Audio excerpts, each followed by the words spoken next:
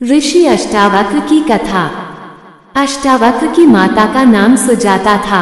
उनके पिता कहोर वेदपाठी और प्रकांड पंडित थे तथा उद्दालक ऋषि के शिष्य और दामाद थे। राज्य में उनसे कोई शास्त्रार्थ में जीत नहीं सकता था। अष्टावक्र जब गर्भ में थे तब रोज उनके पिता से वेद सुनते थे। एक दिन उनसे रहा नहीं गया और गर्भ से ही कह बैठे, रुको, ये सब बकवास है, शास्त्रों में ज्ञान कहाँ? ज्ञान तो स्वयं के भीतर है। सत्य शास्त्रों में नहीं, स्वयं में है। शास्त्र तो शब्दों का संग्रह मात्र है। ये सुनते ही उनके पिता क्रोधित हो गए। पंडित का अहंकार जाग उठा। जो अभी गर्भ में ही है उसने उनके ज्ञान पर प्रश्न चिन्ह लगा दिया। पिता तिलमिला गए। उन्हीं का वह पुत्र उन्हें उपदेश दे रहा था जो अभी पैदा भी नहीं हुआ। क्रोध में अभिशाप दे दिया, जा, जब पैदा होगा तो 8 अंधों से टेढ़ा होगा। इसलिए उनका नाम अष्टावक्र पड़ा। पिता ने क्रोध में शरीर को विक्षिप्त कर दिया। उन्हें जरा भी दया नहीं आई। ऐसे पिता के होने का क्या मूल्य जो अपने पुत्र को शाप दे। अष्टावक्र का कोई बहुत बड़ा अपराध नहीं था। उन्होंने तो अपना विचार ही प्रकट किया था, लेकिन इससे ये सिद्ध होता है कि लोग अपने अपने शास्त्रों के प्रति कितने कट्टर होते हैं। पिता के इस शाप के बावजूद अष्टावक्र पिता भक्त थे। जब वे 12 वर्ष के थे तब राज्य के राजा जनक ने विशाल शास्त्रार्थ सम्मेलन का आयोजन किया। सारे देश के प्रकांड पंडितों को निमंत्रण दिया गया। चूंकि अष्टावक्र के पिता भी प्रकांड पंडित और शास्त्रज्ञ थे तो उन्हें भी विशेष आमंत्रित किया गया। जनक ने आयोजन स्थल के समक्ष 1000 गायें बांध दी। गायों के सींगों पर सोना मर दिया और गले में हीरे जवाहरात लटका दिए और कह दिया कि जो भी विवाद में विजेता होगा वह ये गायें हाँक कर ले जाए। संध्या होते होते खबर आई कि अष्टावक्र के पिता हार रहे हैं। सबसे तो जीत चुके थे, लेकिन वंदनी बंदी नामक एक पंडित से हारने की स्थिति में पहुंच गए थे। पिता के हारने की स्थिति तय हो चुकी थी कि अब हारे या तब हारे। ये खबर सुनकर अष्टावक्र खेल क्रीड़ा छोड़कर राजमहल पहुंच गए। अष्टावक्र भरी सभा में जाकर खड़े हो गए। उनका 8 जगहों से टेढ़ा मेढ़ा शरीर और अजीब चाल देखकर सारी सभा हंसने लगी। अष्टावक्र यह नजारा देखकर सभा जनों से भी ज्यादा जोर से खिलखिलाकर हंसे। जनक ने पूछा, सब हंसते हैं वो तो मैं समझ सकता हूँ, लेकिन बेटे तेरे हंसने का कारण बता। अष्टावक्र ने कहा, मैं इसलिए हंस रहा हूँ कि इन चमारों की सभा में सत्य का निर्णय हो रहा है। आश्चर्य, ये चमार यहाँ क्या कर रहे हैं? सारी सभा में सन्नाटा छा गया। सब अवाक रह गए।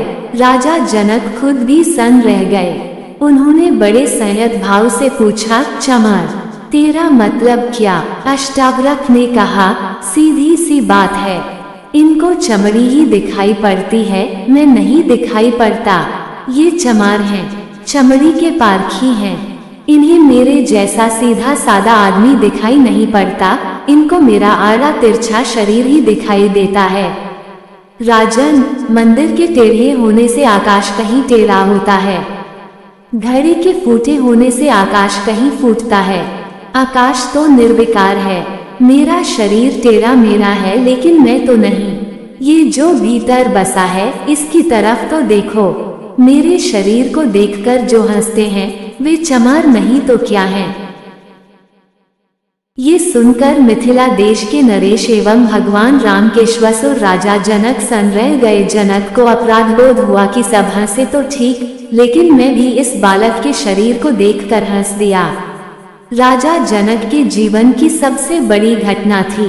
देश का सबसे बड़ा तामझाम, सबसे सुंदर गायें, सबसे महंगे हीरे जवाहरात, सबसे विद्वान पंडित और सारे संसार में इस कार्यक्रम का समाचार और सिर्फ एक ही झटके में सब कुछ खत्म। जनक को बहुत पश्चाताप हुआ। सभा भंग हो गई। रात भर राजा जनक सो न सके। दूसरे दिन सम्राट जब घूमने निकले तो उन्हें वही बालक अष्टावक्र खेलते हुए नजर आया। वे अपने घोड़े से उतरे और उस बालक के चरणों में गिर पड़े। कहा, आपने मेरी नींद तोड़ दी। आप में जरूर कुछ बात है। आत्मज्ञान की चर्चा करने वाले शरीर पर हंसते हैं तो वे कैसे ज्ञानी हो सकते हैं? प्रभु, आप मुझे ज्ञान दो। दूसरी कथा। इसके अलावा भी किंवदंती है कि वंदनी से हार जाने के परिणाम स्वरूप उनके पिता को जल में डुबो दिया गया था। पिता के न होने के कारण अष्टावक्र अपने नाना उद्दालक को अपना पिता और अपने मामा श्वेतकेतु को अपना भाई समझते थे। माता सुजाता द्वारा उन्हें उनके पिता का सच बताए जाने के बाद वे अपने मामा श्वेतकेतु के साथ वंदनी से शास्त्रार्थ करने के लिए राजा जनक की सभा में पहुंचे और उन्होंने वंदनी को शास्त्रार्थ के लिए ललकारा। राजा जनक ने उनकी परीक्षा लेने के लिए उनसे कई प्रश्न पूछे। जब अष्टावक्र ने सभी का उत्तर दे दिया तब उन्होंने वंदनी से शास्त्रार्थ की आज्ञा दी और उन्होंने वंदनी को हरा दिया। शास्त्रार्थ में वंदनी के हारने पर अष्टावक्र ने कहा कि राजन, यह हार गया है, अतः इसे भी मेरे पिता की तरह जल में डुबो दिया जाए। तब वंदनी कहने लगे कि राजन, मैं वरुण का पुत्र हूँ। मैंने सारे हारे हुए ब्राह्मणों को अपने पिता के पास भेज दिया है। मैं तत्क्षण ही उन सभी को आपके समक्ष प्रस्तुत करता हूँ। वंदनी के इतना कहते ही जल में डुबोए गए सभी ब्राह्मण जनक की सभा में पुनः प्रकट हो गए, जिनमें अष्टावक्र के पिता कहोर भी थे। अष्टावक्र ने अपने पिता के चरण स्पर्श किए। कहोर ने प्रसन्न होकर अपने पुत्र को गले लगाकर कहा कि तुम जाकर समंगा नदी में स्नान करो, उक्त स्नान से तुम मेरे शाप से मुक्त हो जाओगे।